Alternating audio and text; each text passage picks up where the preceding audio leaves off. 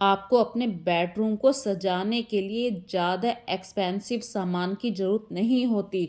बस एक white colour की बेडशीट रखिए, कुछ पिलो कवर, कुछ छोटे से कुशन कवर और उनको नीट एंड क्लीन रखिए, बिल्कुल साफ-सुथरा रखिए और छोटे से सामान से ही, थोड़े से सामान से ही आप अपने छोटे से बेडरूम को कितना अट्रैक्टिव बना सकते हैं। वही गेस्ट रूम के लिए प्लान है मेरा आज और डाइनिंग टेबल के लिए। यदि आप इस वीडियो में आज कुछ देखेंगे तो आपको कोई भी एक्सपेंसिव सामान नज़र नहीं आएगा। वही सिंपल से एक बेडशीट है पर वो लाइट शेड में है। जैसे कि मुझको वाइट शेड बहुत ज़्यादा पसंद है तो बेडशीट भी मैंने वाइट कलर की ली है। लेकिन मैं हमेशा कहती हूँ, हमेशा कलर का ध्यान रखिए, कलर कॉम्बिनेशन बहुत ज़रूरी होता है।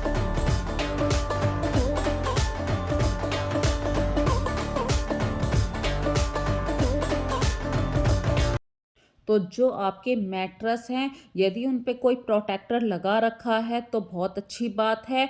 यदि कवर नहीं है तब भी कोई बात नहीं, क्योंकि जब बच्चे बड़े हो जाते हैं तो इन चीज़ों की आवश्यकता कम होती है। लेकिन यदि आपके गद्दों पर कवर है, मैट्रेस पर कवर है तो वो गंदे भी कम होते हैं। और जब आप एक बेडशीट लगाते हैं तो सबसे पहला जो काम होता है वो डस्टिंग का ही कीजिए, क्योंकि कभी-कभी हम लोग ऐसा कर देते हैं कि भई बेडशीट भी अच्छी लगा ली, पिलो कवर भी अच्छे लगा लिए, लेकिन बेड का जो हेड सेक्शन होता है वहाँ से डस्टिंग को वाइप करना भूल जाते हैं। छोटी सी बात है लेकिन हमारे माइंड से स्लिप तो हो गया और स्लिप होते ही वही छोटा-सा एक नेगेटिव पॉइंट बन जाता है। तो फ्रेंड्स देखिए, जब हमने अपनी अच्छी तरीके से बेडशीट लगाई है तो एक छोटा-सा पॉइंट ऑफ आपके साथ शेयर कर रही हूँ।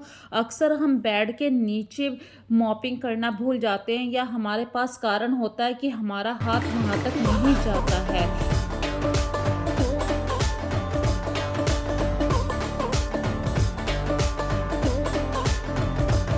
चाहे आप किसी बड़ी लाठी के अंदर पोछा लगाइए, बांधिए, तब पोछा लगाइए। ये छोटे-छोटी सी बातें होती हैं, सामने-सामने तो सफाई हर कोई कर लेता है, लेकिन छुपी हुई जगह पे भी मॉपिंग करते हैं तो बहुत सारा रोया पोछे के अंदर आ जाता है और वही पूरी डीप क्लीनिंग कहलाती है। और दूसरी बात मैं भी आपके साथ शेयर कर रही हूँ, देखिए, जो बेड के कॉर्नर होते हैं, वहाँ पर अक्सर हम कोशिश करते हैं कुछ ना कुछ स्टूल रखा जाए, लेकिन हर किसी के घर का बजट भी अलग होता है। मेरे पास वो स्टूल नहीं है तो मैंने एक सिटिंग स्टूल अलग से लिया है और वहाँ पे नेचुरल प्लांट्स उसके ऊपर रख दिए हैं।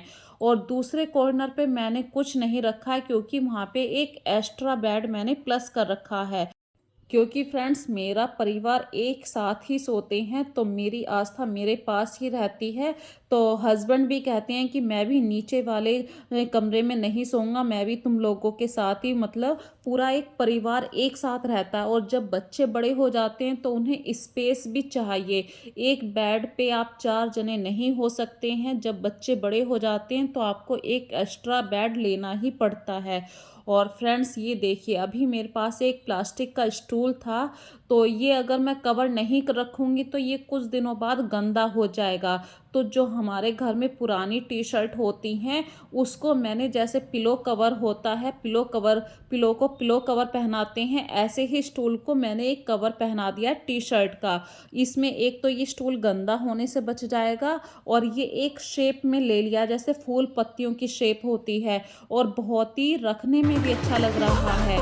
और मैंने ये स्टूल ऐसी जगह रखा है, कभी-कभी हम लोग कोशिश करते हैं कि ज़रूरी नहीं है डाइनिंग टेबल पे ही बैठ के खाना खाया जाए, नीचे बैठ के बेड के आस-पास बैठ के खाना खाते हैं, टीवी देखते रहते हैं। हर घर में अलग-अलग हिसाब-किताब होता है, तो ये स्टूल मैंने इस हिसाब से रखा हुआ है कि इसके ऊपर आप अपनी प्लेट रख सकें, कालीन के ऊपर आप बैठ जाएँ। तो ऐसे बहुत सारे रीज़न होते हैं अपने घर में कुछ सामान को सही से अरेंज करने के। और जब भी आपके घर में कर्टेन्स, आप अपने बेडरूम में कर्टेन्स खोलें या बंद करें तो हमेशा कर्टेन होल्डर आते हैं, इनका यूज़ कीजिए। यदि आप कर्टेन्स को ऐसे ही फोल्ड करके कहीं पर भी टांग देते हैं तो वो अच्छा नहीं लगता है। मार्केट में ज़्यादा महंगे कर्टेन होल्डर नहीं होते हैं, 50-60 रुपए के ये होते हैं एक पीस। तो जैसे भी आपका हिसाब किताब है आप ले सकते हैं, नहीं भी ले सकते, मैं इस बात के लिए आप पे फोर्स नहीं करूँगी। देखिए मेरा जो ये बेड है इसके पास जो मैंने अभी एक पिंक कलर की चादर दिखाई थी, ये एक्स्ट्रा बेड है। सिंपल सा एक बेडरूम है, उसको किस तरीके से आप एक अट्रैक्टिव लुक दे सकते हैं, तो वही था आज की इस वीडियो का छोटा सा टॉपिक। कोई भी आर्टिफिशियल फ्लावर मैंने यहाँ पर नहीं लगाया है। और अब बात करते हैं फ्रेंड्स गेस्ट रूम को साफ़ करने की। गेस्ट रूम में मतलब आपके घर में रोज़ तो कोई मेहमान आता नहीं है, तो अक्सर हम लोग सोचते हैं कि जब कोई आएगा उससे 1-2 दिन पहले साफ़ कर लेंगे, पर ऐसा नहीं होना चाहिए। एक गेस्ट रूम को भी आपको डेली साफ़ रखना चाहिए।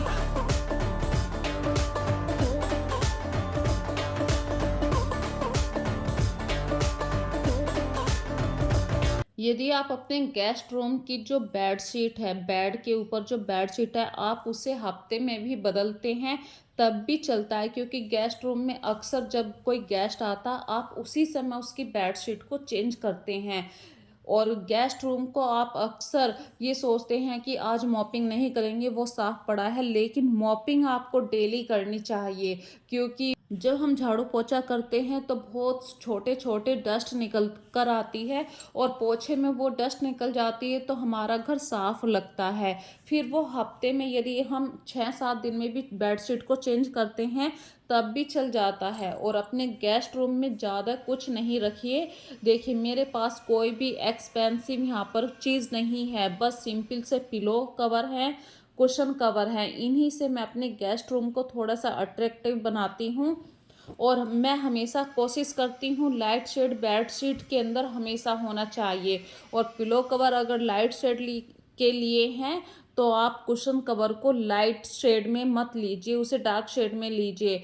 और जो आपका हेड सेक्शन है, जब आप उधर पिलो को सही से अरेंज करते हैं या कुशन को, तो वहाँ पे ये भी कोशिश मत कीजिए कि मेरे पास 3-4 कुशन है तो चारों के चारों ही फिक्स करने हैं। यदि आपको अच्छे लग रहे हैं सिर्फ 3, तो आप 3 ही कुशन कवर लगाइए।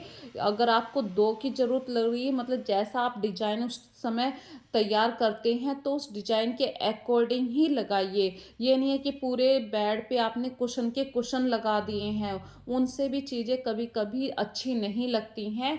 और अपने डाइनिंग रूम में आप सिर्फ एक टेबल लैंप रखिए। और जो भी मतलब दीवार पे हमारी एक हैबिट होती है कि कुछ भी सामान कहीं पर भी टांग देना, तो उस सामान को सही से अरेंज करने की कोशिश कीजिए। और अक्सर हमारे हाथ में जब हम साफ़ सफाई करते हैं कुछ ना कुछ ऐसा सामान निकल कर आता है जो डीक्लैटरिंग कर देता है हमारे घर को। तो हमारे घर में जैसे कि मेरे घर में अभी ये वायर थी, बच्चों की कानों की लीड थी जो ख़राब हो चुकी है, पिछले कई महीनों से बिल्कुल यूज़ नहीं आ रही है, तो आज इसको फेंकने का नंबर आ चुका है। और ये छोटे से टेडी बियर से मैंने अपना ये ड्राइंग रूम सजा दिया है। ये ड्राइंग रूम 2 काम करता है। मेरे घर में कोई गेस्ट आता है, वो गेस्ट भी यहीं पे सोता है, और हमेशा कार्तिक इसी रूम में स्टडी करता है। तो स्टडी रूम के हिसाब से भी सही है भाई, बच्चे का मन करा पढ़ते पढ़ते लेटने का तो वो लेट भी जाता है। इस तरीके से फ्रेंड्स आज की वीडियो में जो छोटी छोटी बातें थी वो मैंने आप लोगों के साथ शेयर करी हैं। और डाइनिंग टेबल के लिए भी देखिए फ्रेंड्स ज़्यादा कुछ नहीं चाहिए, बस जो कवर होते हैं डाइनिंग टेबल के उनको हमेशा साफ़ रखिए। और जो आपके गरम मतलब किसी भी प्लेट को आप रखते हैं उस मैट को ज़रूर बिछाइए। इससे हमारे जो डाइनिंग टेबल का कवर होता है वो गंदा नहीं होता है। तो आज की वीडियो में बस इतना सा ही। अपना ध्यान रखिए, खुश रहिए। यदि इस वीडियो में कोई भी बात आपको अच्छी लग रही है तो प्लीज़ लाइक और सब्सक्राइब ज़रूर कर दीजिए। ज़्यादा से ज़्यादा इस वीडियो को शेयर कीजिए। अपना प्यार ऐसे ही देते रहिए। So take care friends, good bye.